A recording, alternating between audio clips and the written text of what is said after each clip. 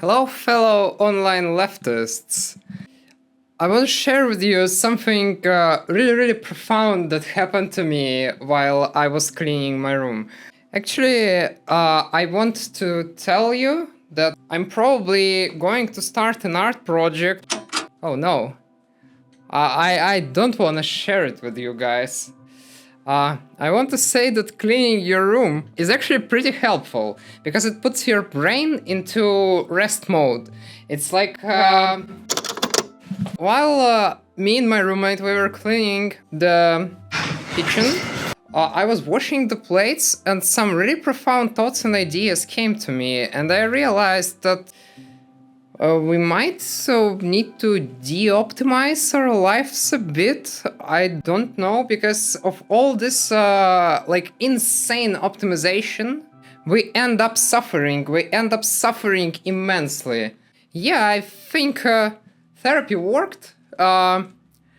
Because it kind of taught me that I have my own worth. I know that I have some stuff to say, some pretty profound stuff, some secret knowledge.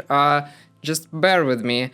With the state of the world today, I think that cleaning your room is actually pretty good advice. Jordan Peterson is still a fucking transphobic asshole. Really, like, clean your room is pretty basic advice, but it engages your creativity. It might not be intuitive, but whenever you do something mindless, something brainless, something that doesn't require planning, just as well as when you do drawing or when you play guitar or when you do other things that are not that challenging to you, like drawing something that inside your comfort zone might be a pretty good catalyst for what does it mean? It means that we cannot escape our monkey programming. We're just built to get ideas whenever our brain is in the mindless state. So whenever somebody tells you that you have to go out of your comfort zone, you have to learn something else entirely, they're kind of projecting their vision, what their experiences onto you. So don't fucking listen to them, listen to me. Yeah, what I mean is that you will eventually leave your comfort zone. Yeah, the kind of an existentially scary thing about it is that we do not choose our parents. We do not choose what our dopamine systems does to us. We don't do all this thing. We don't have any free will.